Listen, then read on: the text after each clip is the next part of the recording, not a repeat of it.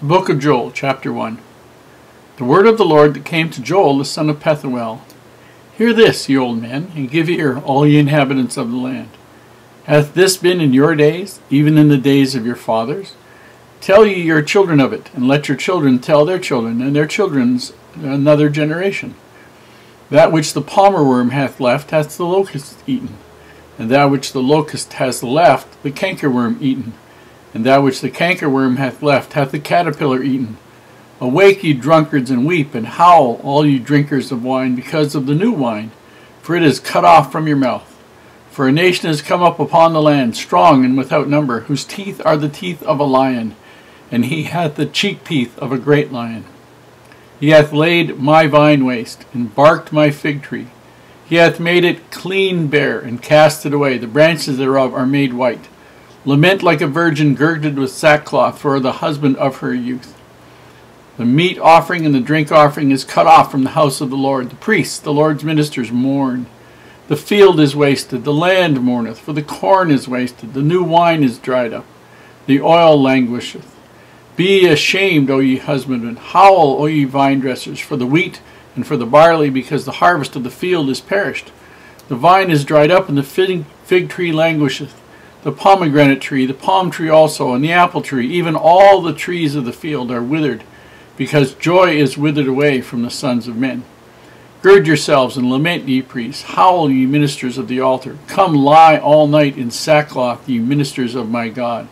For the meat offering and the drink offering is withholden from the house of your God. Sanctify ye a fast, call a solemn assembly. Gather the elders and all the inhabitants of the land into the house of the Lord your God. And cry unto the Lord, Alas for the day of the Lord is at hand, and as a destruction from the Almighty shall it come. Is not the meat cut off before our eyes, yea, the joy and gladness from the house of our God? The seed is rotten under their clods, the garners are laid desolate, the barns are broken down, for the corn is withered. How do the beasts groan? The herds of cattle are perplexed, because they have no pasture, yea, the flocks of sheep are made desolate. O Lord, to thee will I cry, for the fire hath devoured the pastures of the wilderness, and the flame hath burned all the trees of the field. The beasts of the field cry also unto thee, for the rivers of water are dried up, and the fire hath devoured the pastures of the wilderness. For a book that only has 3 chapters, there is an incredible amount packed into the book of Joel. You'll find that out as we go through. One of the most impressive chapters a lot of people like to read, a little scary reading, is chapter 2, which sort of talks about Armageddon. We'll get there in a little bit. Joel wrote about 2,500 years ago. He was contemporary, or he served and is quoted in Isaiah and some of the others. And Amos and Hosea both quote him. And so he's got credibility.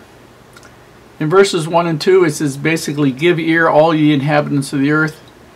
And the message is really simple and direct. Israel is living like a person who is drunk instead of on wine, drunk on the iniquity of sin.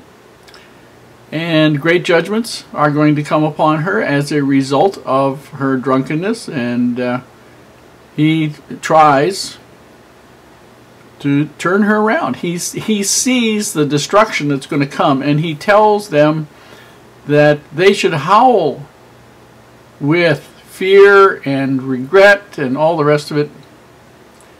And he doesn't seem to have a lot of success with these people because they are that way.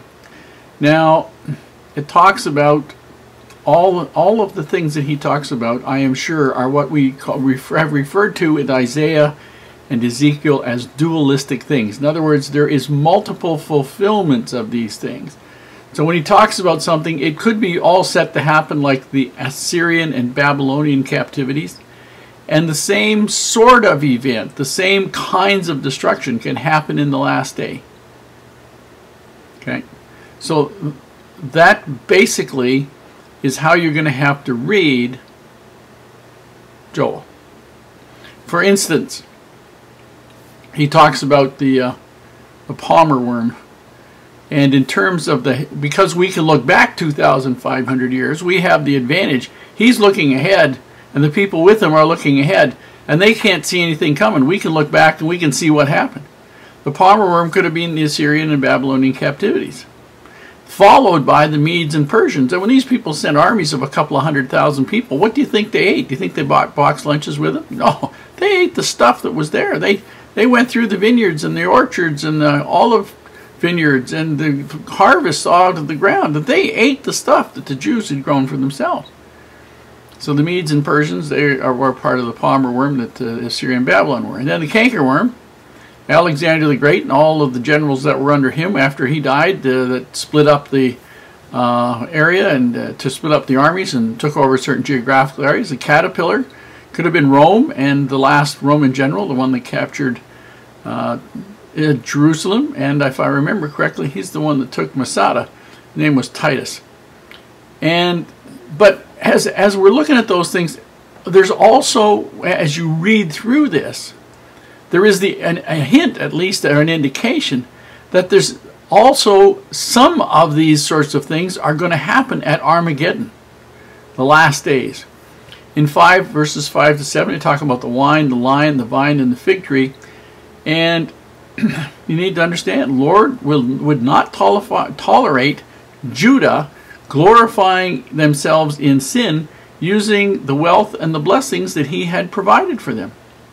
He won't tolerate us doing it either. And so the vineyard, well, put it this way, the vine and the fig tree were representative of the very best that the Lord would give, because those were the things those are the core things that Israel depended on, was the grapevine and the fig harvest. Those were big things. And they were the representative, as I said, of the finest blessings the Lord had to give. But Judah had, by her rebellion, by worshiping false gods, had rejected not only the gifts, but it rejected the giver of the gifts, which was the Lord. And so the Lord here through Joel says, you do that, that's fine.